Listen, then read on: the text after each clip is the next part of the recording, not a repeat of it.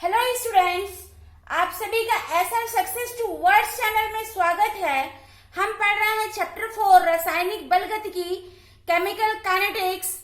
आज का हमारा टॉपिक है वेग नियम तथा अभिक्रिया की कोटि का प्रायोगिक निर्धारण।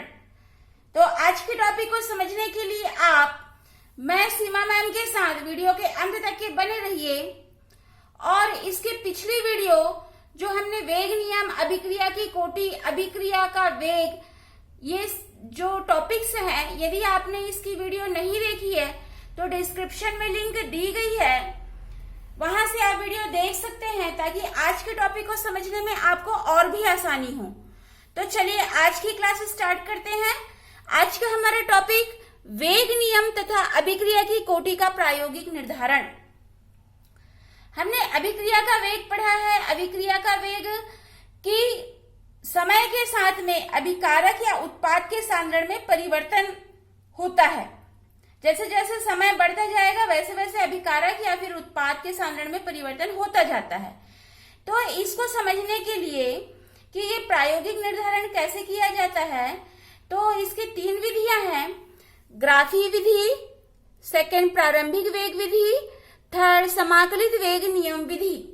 तो हम एक एक करके तीनों को देखते हैं। तो फर्स्ट है ग्राफी विधि। तो यहाँ पर एक रासायनिक समीकरण आपको दिखाया गया है जो 2N2O5 गैस से बन रहा है 4NO2 गैस, O2 गैस। तो जो ये नाइट्रोजन पेंटाऑक्साइड है ये गैस फॉर्म में है और इसके 2 मोल अभिक्रिया में भाग ले रहे हैं। तो इस अभिक्रिया का अध्ययन करने के लिए हमें पहले अलग अलग समय पर अभिक्रिया मिश्रण के दाब में वृद्धि का मापन करना होगा और फिर मिश्रण के कुल दाब से N2O5 के आंशिक दाब की गणना कर सकते हैं। तो N2O5 के आंशिक दाब से उसका मोल लीटर इनवर्स में सांद्रण ज्ञात कर सकते हैं। अब जैसे आपको यहाँ पर ग्राफ में दिखाया गया है कि यहाँ पर ग्राफ जो है आपको समय के साथ N2O5 के सांद्रण में परिवर्तन को इस ग्राफ में दिखाया गया है। यहाँ समय जो मिनट में लिया गया है और सांद्रण मोल लीटर इनवर्स में जो है सांद्रण N2O5 का है। तो इन दोनों के बीच में, समय और सांद्रण के बीच में ग्राफ खींचा जाता है। तो किसी निश्चित समय के लिए, यहाँ पर आपको एक निश्चित समय देख रहे हैं आप। तो किसी निश्चित समय के लिए ग्राफ पर संगत बिंदु लेकर उस पर एक स्पर्श रेखा खींची जाती है। इस स्पर्श रेखा की ढाल से उस समय पर अभिक्रिया वेग निर्धारित हो जाती है। स्पर्श रेखा की ढाल का मान हम del x upon del t का मान से ज्ञात कर लेते हैं। जैसे यहाँ पर आपको समीकरण ये दिखाया गया है, अभिक्रिया का वेग इक्वल टू स्पर्श रेखा का ढाल इक्वल टू y अक्ष का अंतः खंड का मान अपॉन x अक्ष का अंतः खंड का मान। तो y अक्ष पर कौन है? डेल x और x अक्ष पर क्या है? Del t। तो यहाँ पर del x upon del t की वैल्यू रख करके हम अभिक्रिया का वेग का निर्धारण कर सकते हैं। तो अभिक्रिया का वेग समय में परिवर्तन के साथ परिवर्तित होता है, ये हम जानते हैं। तो अलग अलग समय पर N2O5 के सांद्रण और उसके संगत अभिक्रिया दर को एक सारणी में नोट कर लेते हैं और फिर आगे ग्राफ खींचते हैं। तो जो यहाँ पर आपको 2 ग्राफ और प्रदर्शित है कि N2O5 और दर और N2O5 के पावर 2 और दर के बीच में ग्राफ खींचा गया है। तो यहाँ पर पहला जो ग्राफ खींचे हैं इसमें हम देखते हैं कि जब N2O5 जो मोल लीटर इनवर्स और दर mole litre inverse minute inverse के बीच में ग्राफ खींचने पर एक सीधी रेखा प्राप्त होती है। तो ये जो सीधी रेखा मिल रही है इसे ये क्या दर्शा रहा है कि अभिक्रिया वेग N2O5 के सांद्रण के समानुपाती होता है। जो अभिक्रिया का वेग है यहाँ पर ये N2O5 जो मोल लीटर इनवर्स में दिया गया है, मतलब मोल प्रति लीटर N2O5 का सांद्रण और दर के बीच में जब ग्राफ खींचा जाता है तो ये सीधी रेखा प्राप्त होने से हमको ये क्या पता चल रहा है कि अभिक्रिया वेग N2O5 के सांद्रण के समानुपाती होता है।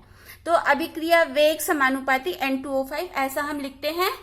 और दर इक्वल टू K, समानुपाती का साइन को हटाते हैं, वेग और दर एक ही है, पहले बताया जा चुका है। दर इक्वल टू K N2O5। तो यहां पर हम इस समीकरण से ऐसा इसको लिख सकते हैं, इस समीकरण को K इक्वल टू दर अपॉन N2O5।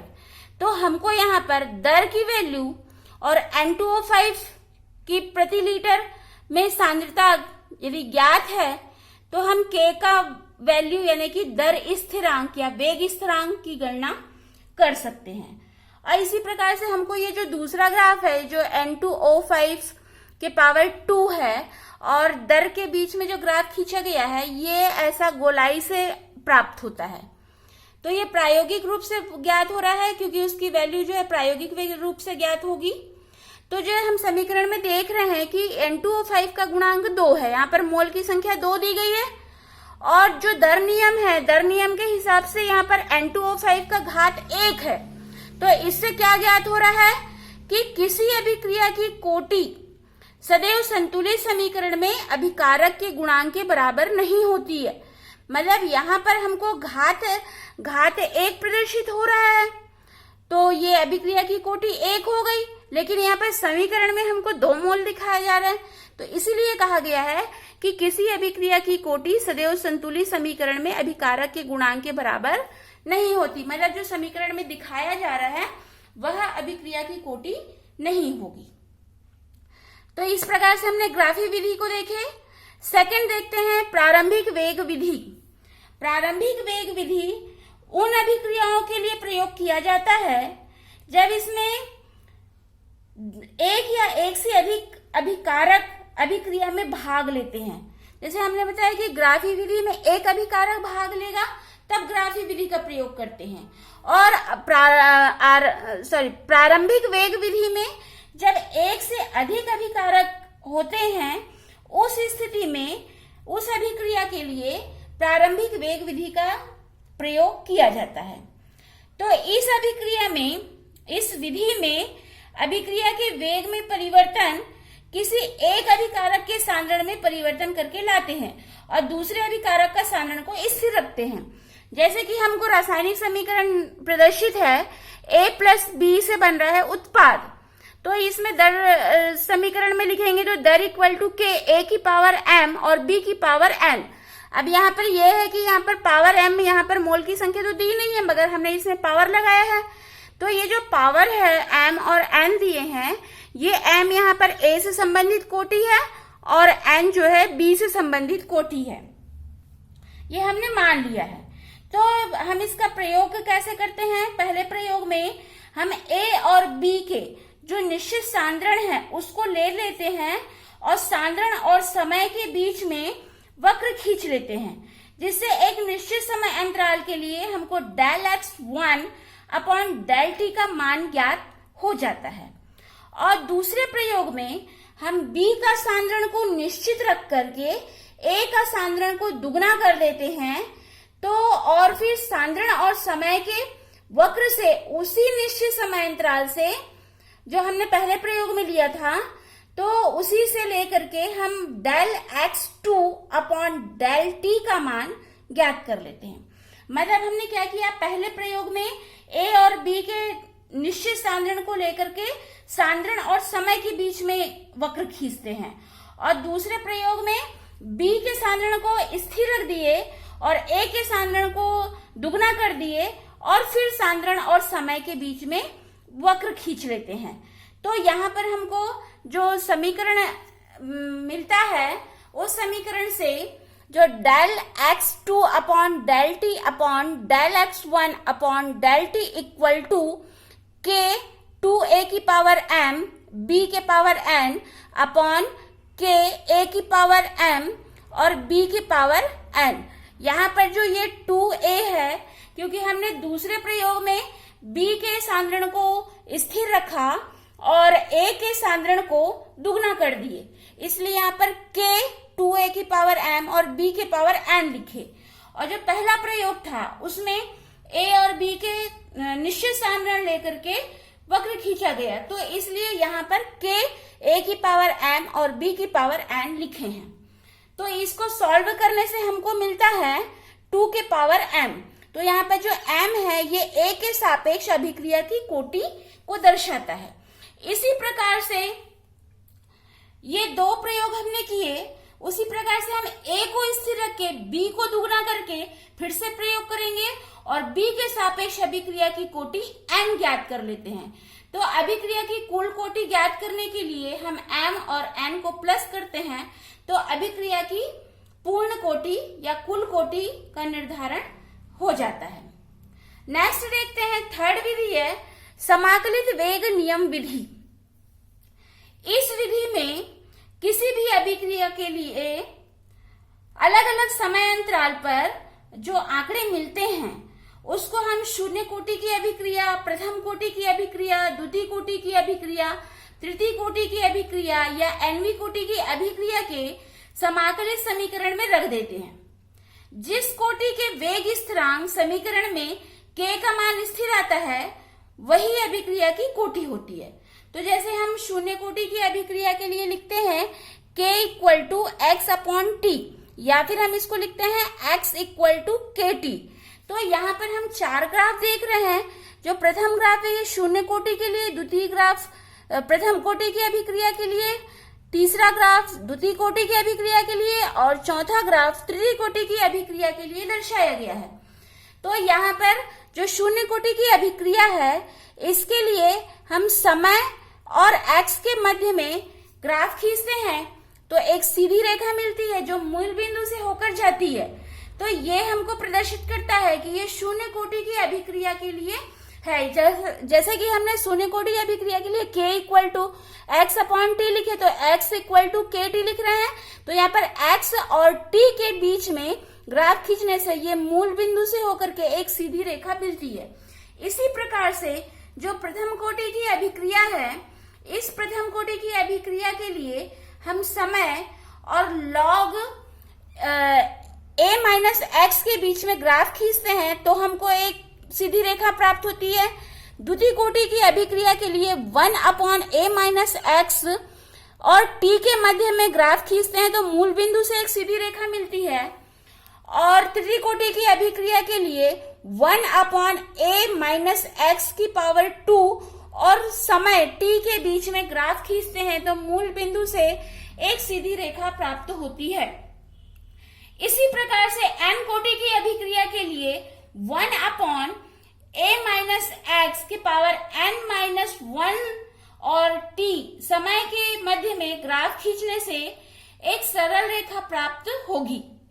तो यहाँ पर जो a है हमको पता है a अभिकारक का प्रारंभिक सांद्रण है और जब उसमें समय के साथ में जब उत्पाद में चेंज होता है तो प्रारंभिक सांद्रण से x माइनस हो जाता है तो हम उसको a माइनस एक्स लिखते हैं, या कहिए कि उत्पाद की सांद्रता x हो जाती है। तो इस प्रकार से समाकलित वेग समीकरण की सहायता से ग्राफी विधि द्वारा k का मान ज्ञात किया जा सकता है। तो जैसे हम प्रथम कोटि की अभिक्रिया के लिए देखते हैं k equal to 2.303 upon t log a upon a minus x, हमने ये प्रथम कोटि की अभिक्रिया के लिए समाकलित वेग समीकरण लिखते हैं।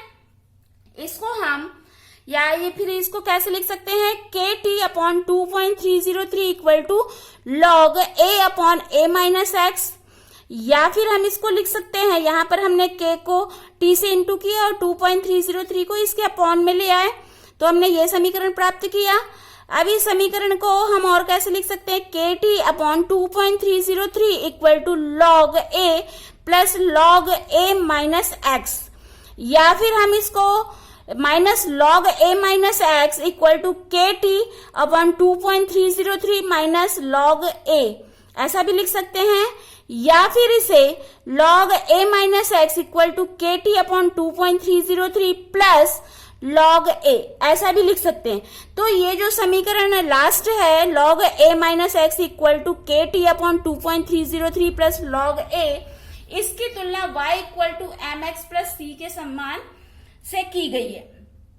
तो यदि हम t को x अक्ष पर लेते हैं, यहाँ पर सभी कोटि की अभिक्रिया के लिए t को x अक्ष पर लिया गया है और चूंकि हम प्रथम कोटि की अभिक्रिया का समीकरण का बात कर रहे हैं, तो प्रथम कोटि की अभिक्रिया के लिए हम जैसे देख रहे हैं कि x अक्ष पर t समय को लिया गया है और y अक्ष पर log a माइनस x को लेकर के इसको आरेखित किया गया है, तो एक सीधी रेखा प्राप्त हो रही है जिसका ढाल -k/2.303 होगा।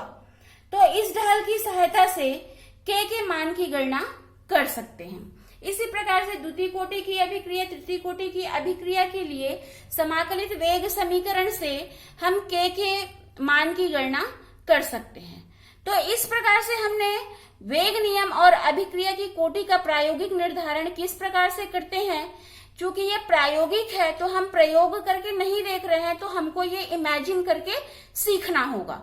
तो आपको आज का वीडियो समझ में आया होगा, तो लाइक कीजिए, शेयर कीजिए। यदि आप मेरे चैनल को फर्स्ट टाइम वॉच कर रहे हैं तो सब्सक्राइब कीजिए ताकि वीडियो की नोटिफिकेशन सबसे पहले आपको मिले और बेल आइकन को दबाइए। Thanks for watching this video.